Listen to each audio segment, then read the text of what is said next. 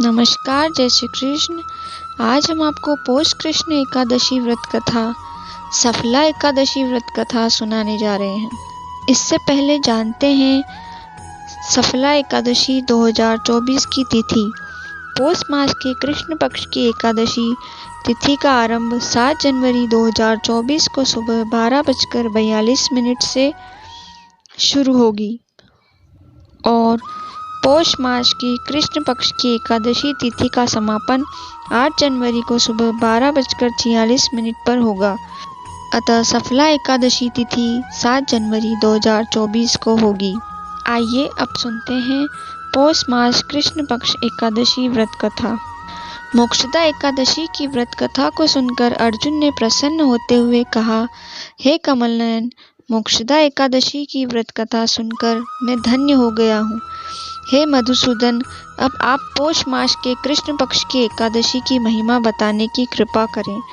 उस एकादशी का नाम क्या है, उस दिन किस देवता की पूजा होती है और उसके व्रत का विधान क्या है। मुझ पर कृपा करते हुए यह सब आप मुझे विस्तार पूर्वक बताएं। अर्जुन की जिज्ञासा सुन श्री कृष्ण ने कहा, हे कुंती पुत्र, तुम्हारे प्रेम के कारण मैं तुम्हारे प्रश्नों का विस्तार सहित उत्तर देता हूँ। अब तुम इस एकादशी व्रत का महात्म्य सुनो। हे पार्थ, इस एकादशी के द्वारा भगवान विष्णु को शीघ्र ही प्रसन्न किया जा सकता है।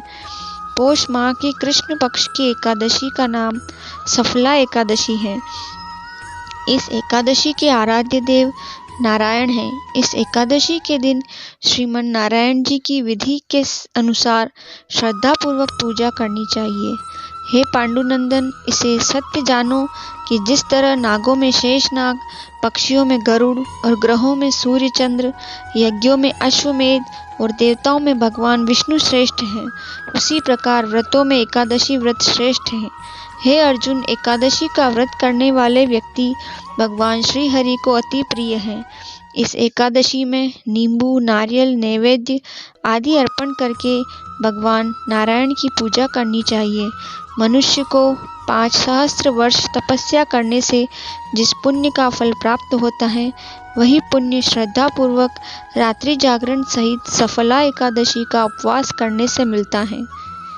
हे कुंती पुत्र, अब तुम सफला एकादशी की कथा ध्यानपूर्वक सुनो।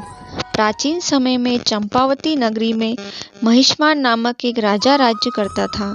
उसके 4 पुत्र थे। उसका सबसे बड़ा लुम्पक नाम का पुत्र महापापी और दुष्ट था।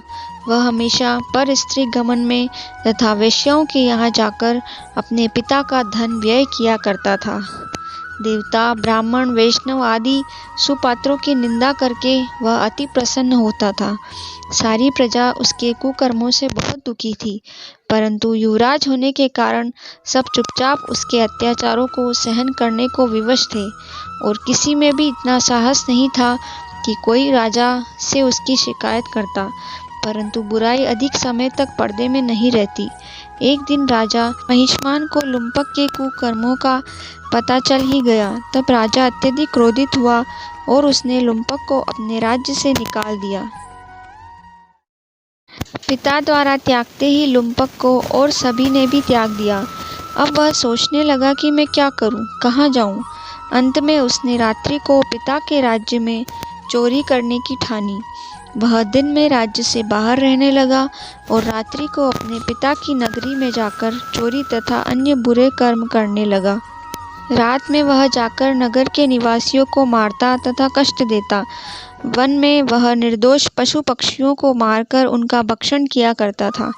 किसी रात जब वह नगर में चोरी आदि करते पकड़ा भी जाता तो राजा के डर से पहरेदार उसे छोड़ देते थे। कहते हैं कि कभी कभी अनजाने में भी प्राणी ईश्वर की कृपा का पात्र बन जाता है। ऐसा ही कुछ लुम्पक के साथ भी हुआ। जिस वन में वह रहता था, वह वन भगवान को भी बहुत प्रिय था। उस वन में एक प्राचीन पीपल का वृक्ष था तथा वन को सभी लोग देवताओं का क्रीड़ा स्थल मानते थे। वन में उसी पीपल के नीचे महापापी लुम्पक रहता था। कुछ दिन बाद पौष मास के कृष्ण पक्ष की दशमी के दिन वस्त्रहीन होने के कारण लुम्पक तेज ठंड से मूर्छित हो गया। ठंड के कारण वह रात को सो न सका और उसके हाथ पैर अकड़ गए। वह रात बड़ी कठिनता से बीती, किंतु सूर्य के उदय होने पर भी उसकी मूर्छा नहीं टूटी। वह ज्यों का त्यों पड़ा रहा। सफला एकादशी की दोपहर तक वह पापी मूर्छित ही पड़ा रहा। जब सूर्य के तपने से उसे कुछ गर्मी मिली, तब दोपहर में कहीं उसे होश आया और वह अपने स्थान से उठकर किसी प्रकार चलते हुए वन में भोजन की खोज में फिरने लगा।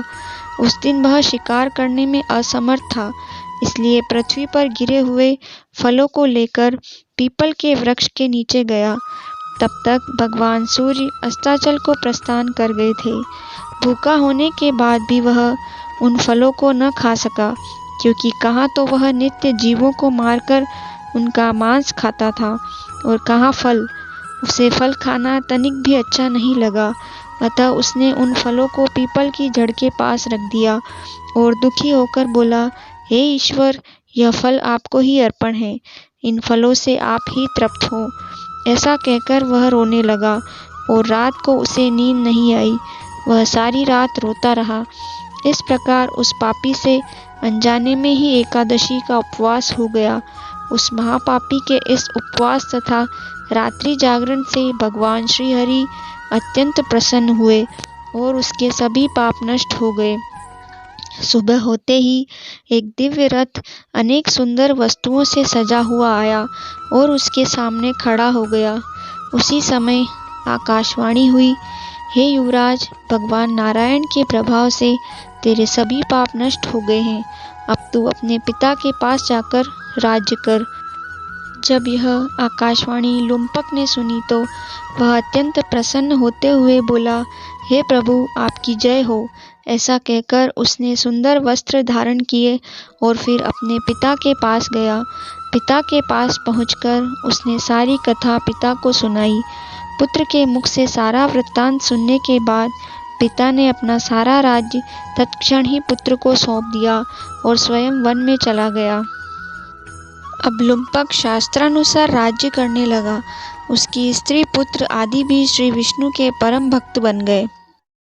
वृद्धावस्था आने पर वह अपने पुत्र को राज्य सौंपकर भगवान का भजन करने के लिए वन में चला गया और अंत में परम पद को प्राप्त हुआ।